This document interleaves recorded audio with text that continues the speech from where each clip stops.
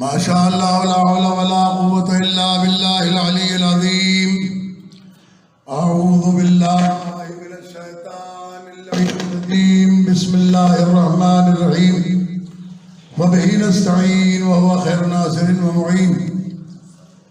الحمد لله الذي هدانا لدينه الذي ارتضاه وسبيله الذي اصطفاه ونصرنا لمن يبذل الفضل لديه والوصول إليه فأمرنا لأداء فرض الجمعة وما وجب علينا فيها من الطاعات وقسمه لأهلها من العطاء في يوم الجزاء إنه هو العزيز الحكيم. اللهم صل على محمد وآل محمد. أوصيكم عباد الله ونفسي بتقوى الله. أما بعد فأعوذ بالله من الشيطان اللعين الرجيم. بسم الله الرحمن الرحيم. فإن تنازعتم في شيء فردوه إلى الله والرسول إن كنتم تؤمنون بالله واليوم الآخر ذلك خير وأحسن تأويلا. صلوات پڑھنا.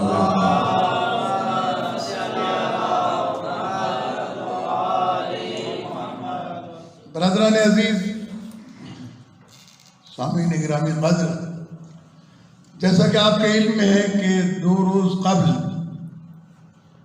پاکستان کے پارلیمنٹ میں ایک غیر اسلامی، غیر قانونی، غیر شرعی بل پاس کیا گیا ہے.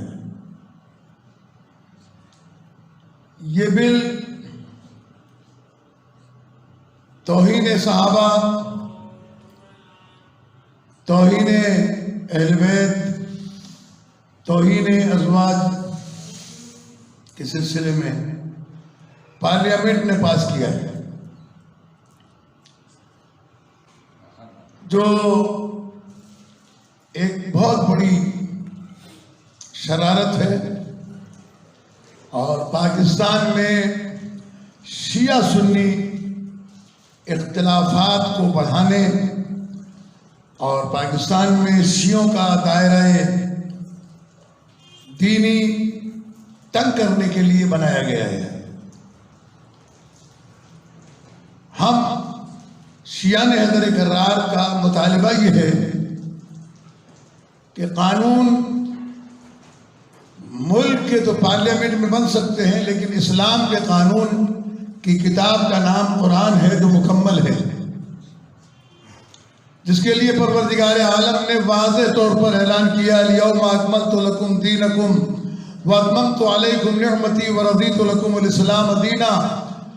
پیغمبر اکرم صلی اللہ علیہ وآلہ وسلم کی حیات میں یہ اعلان ہو چکا کہ الیوم اکملت لکم دینکم، آج کے دن ہم نے تمہارے دین کو مکمل کر دیا، واتممت علیکم نعمتی، اور ہم نے تم پر اپنی نعمتوں کو تمام کر دیا، ورضیت لکم الاسلام دینا، اور ہم تمہارے دین اسلام سے راضی ہو گئے.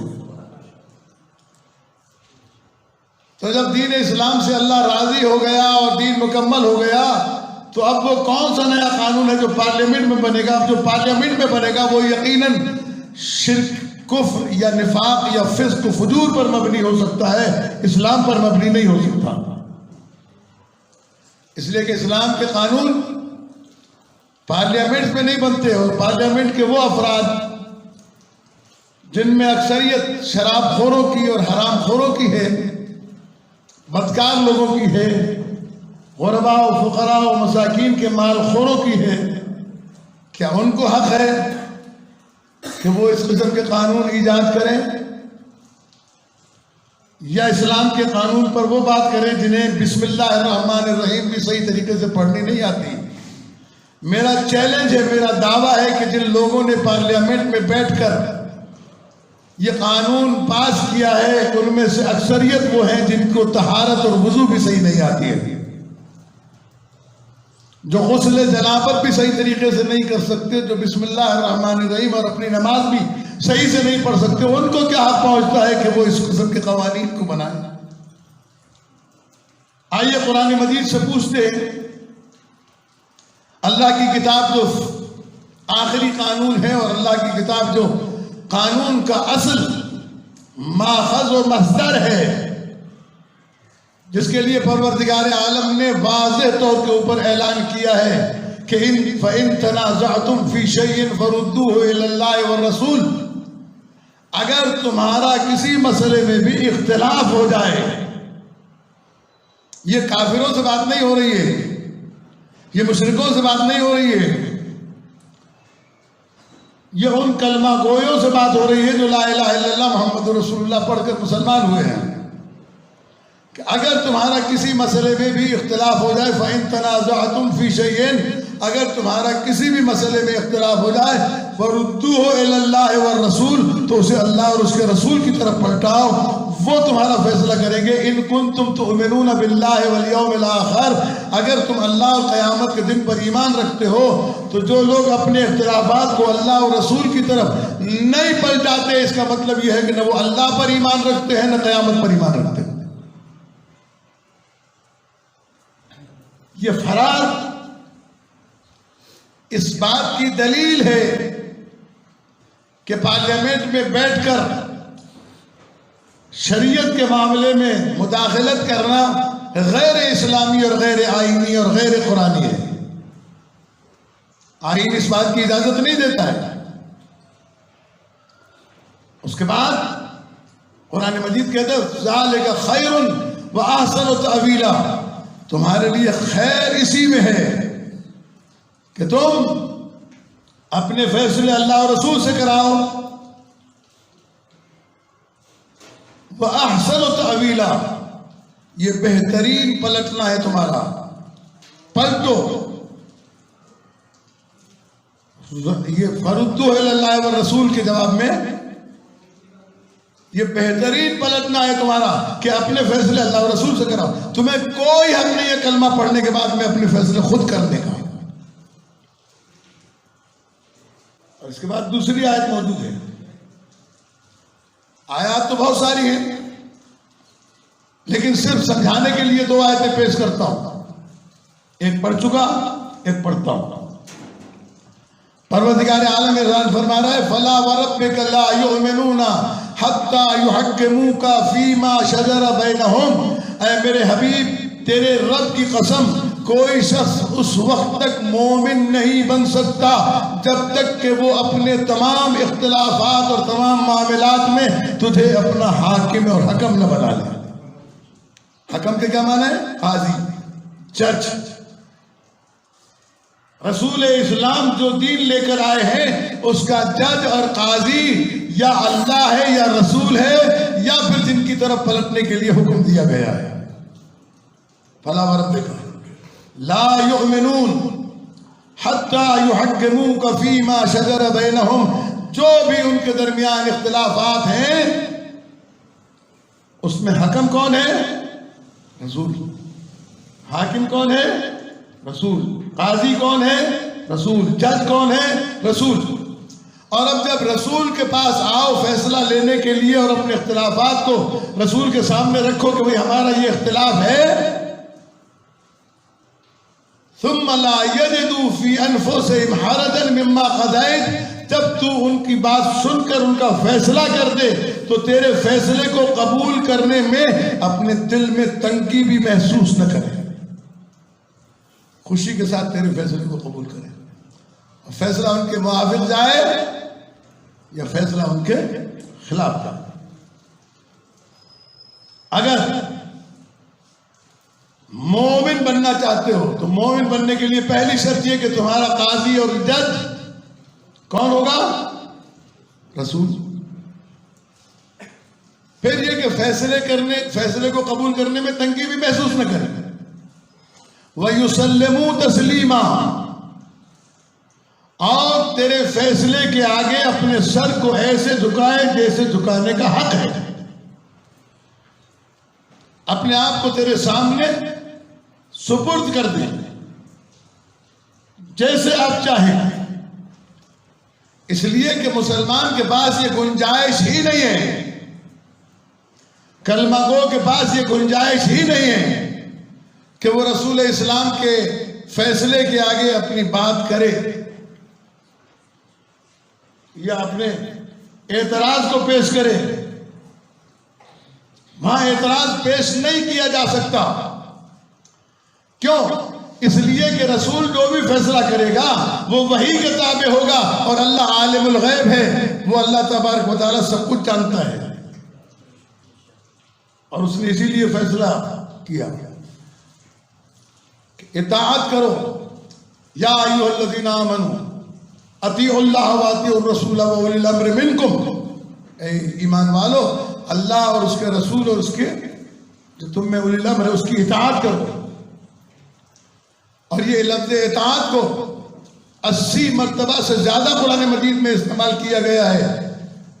ایک جگہ پر استعمال کیا گیا کہ یا ایھا الذین آمنوا کے بعد اطیعوا اللہ واطیعوا الرسول واولی الامر منکم، دوسری جگہ پر استعمال کیا گیا اطیعوا اللہ واطیعوا الرسول لعلکم ترحمون، اطاعت کرو اللہ کی اور اس کے رسول کی تاکہ تم پر رحم کیا جا سکے، تم مرحوم بن سکو۔ یا کہا گیا کہ اطیعوا اللہ واطیعوا الرسول، اطاعت کرو اللہ کی اللہ کے رسول، وَلَا تَوَلَّوْا عَنْهُ وَأَنْتُمْ تَسْمَعُونَ، اور رسول کی بات سن کر اپنا منہ نہ پھیرو جبکہ تمہارے کانوں میں میرے رسول کی آواز آ رہی ہے، اس کی اطاعت تم پر فرض ہے۔ کتنی فرض ہے؟ مسلمانوں نے قرآن پڑھا تو ہے، سمجھا نہیں ہے، اس لیے کہ جس کے حوالے پیغمبر نے قرآن کیا تھا ان سے تو دستبرداری ہو گئی۔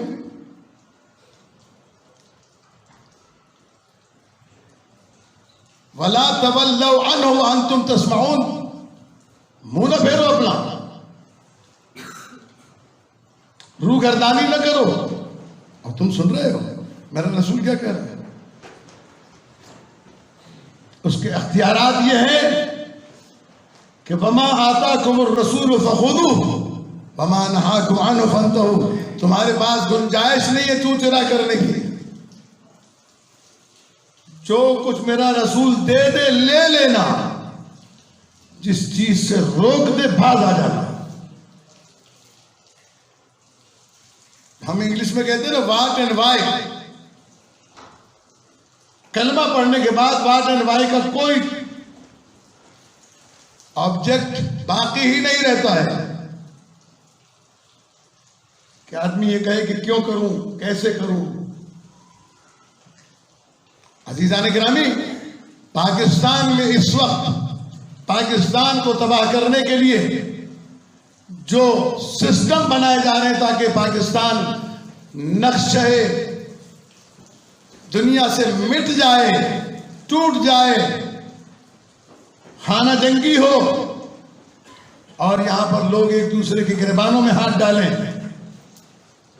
یہ جو قانون بنایا گیا، یہ قانون میں نے جیسے ابتدا میں کہا شریعت کے بھی خلاف ہے، قانون کے بھی خلاف ہے، آئین کے بھی خلاف ہے۔ شریعت کے قانون اللہ بناتا ہے، رسول پہنچاتا ہے۔ پارلیمنٹ والے یہ شرابی، یہ بدکار،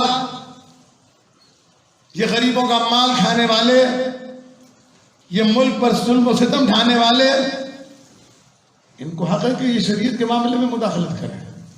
قطعاً نہیں۔ اس لیے ہم اس فیصلے کو مکمل طور پر مسترد کرتے ہیں، اور اگر تم نے ایسا کوئی قانون بنانا ہے تو بٹھاؤ، علماء کو بٹھاؤ۔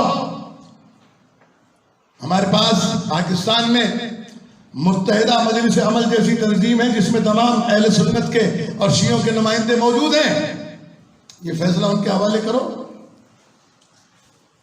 اسلامی نظریاتی کونسل کے حوالے کرو، وہاں شیعہ علماء بیٹھے ہوئے ہیں، سنی بھی ہیں، دیوبندی بھی ہیں، اہل حدیث بھی ہیں، ان کے حوالے کرو۔ یہ فیصلے ان کے ہیں، یہ فیصلے شرابیوں کے نہیں ہیں، جنہیں بسم اللہ الرحمن الرحیم بھی پڑھنی نہیں آتی، جنہیں نماز پڑھنا نہیں آتی، جنہیں دین کے احکامات نہیں آتے، جو حلال و حرام سے آگاہ نہیں ہے، ان کو کیا پہنچتا ہے کہ وہ یہ قانون بنائیں کہ کس کی توہین کے اوپر کتنی سزا ملنی چاہیے۔ اور میرے قائد محترم آیت اللہ حضرت علامہ ساجد علی نقوی نے بہت خوبصورت جملہ کہا کہ نادانی کر رہے ہیں وہ لوگ جو اس قسم کا قانون بنا رہے ہیں، اس لیے کہ اگر یہ قانون بناؤ گے تو اگر صحابی کی توہین پر عمر قید ہے تو جو نفس رسول ہو اس کی توہین کرنے والے کو کتنی بار سزا دو گے؟ اور یہ بات تو اس سے بھی آگے سے شروع ہوگی نا. پہلے تو دیکھو کہ تاریخ میں کس کس نے توہین رسالت کی ہے، پہلے انہیں سزائے موت دو. پھر اس کے بعد دیکھو کس کس نے توہین اہل بیت کی ہے، ان کو سزائے موت دو. پھر اس کے بعد دیکھیں گے کہ صحابہ کی توہین کس نے کی ہے. ہم آل محمد علیہ السلام کے چاہنے والے ہیں. میں اس خطبے کے توسط سے اعلان کرتا ہوں، ہم قرآن مجید کے تمام تر آیات اور اس کے احکامات کا مکمل احترام کرتے ہیں. اگر کوئی اس کی مخالفت کرتا ہے تو یہ اس کا ذاتی فعل ہے، یہ شیعوں کا فعل نہیں ہے. تشیع بالکل آزاد ہے اس بات سے. قرآن مجید فرقان حمید کے قوانین، اس کے احکامات کے ہم ہی نہیں، قرآن مجید کے احکامات اتنے اعلیٰ درجے کے ہیں کہ رسول بھی اس کا پابند ہے، علی بھی اس کے پابند ہیں، امام بھی اس کے پابند ہیں، اصحاب بھی اس کے پابند ہیں، ازواج بھی اس کے پابند ہیں. قرآن مجید کے قانون سے کوئی آدمی اپنا سر باہر نہیں نکال سکتا کہ یہ قانون جو ہے یہ فلاں کے لیے ہے، فلاں کے لیے نہیں ہے. نہیں، یہ پاکستان کا قانون نہیں ہے کہ پشاور والوں کے لیے الگ ہو، اور پنجاب والوں کے لیے الگ ہو، سندھ والوں کے لیے الگ ہو، اور بلوچستان والوں کے لیے الگ ہو، اور غریبوں کے لیے الگ ہو، اور امیروں کے لیے الگ ہو، اور طاقتور کے لیے الگ ہو، اور کمزور کے لیے الگ ہو. اسلام کا قانون سب کے لیے ایک ہے. اسلام کے قانون میں کوئی تبدیلی نہیں آ سکتی ہے. اس لیے ابھی انشاءاللہ نماز کے بعد ہم باہر نکل کر بھی ایک احتجاج کریں گے جو علم کے پاس کھڑے ہو کر. ابھی میں خطبے کو تمام کرتا ہوں تاکہ نماز اپنے وقت کے اوپر قائم ہو جائے. انشاءاللہ العزیز ہم پورے پاکستان میں اس کا احتجاج کر رہے ہیں، اور ہوگا، اور پوری دنیا میں ہوگا. کسی کو حق نہیں پہنچتا ہے کہ وہ شیعوں کو دبا لے یا شیعوں کے خلاف کسی قسم کی بھی کوئی قانون سازی کرے. ہم اس ملک کا قانونی حصہ ہے. جو بھی قانون بنے گا وہ ہماری شراکت کے ساتھ بنے گا، ہماری شراکت کے بغیر نہیں بن سکتا.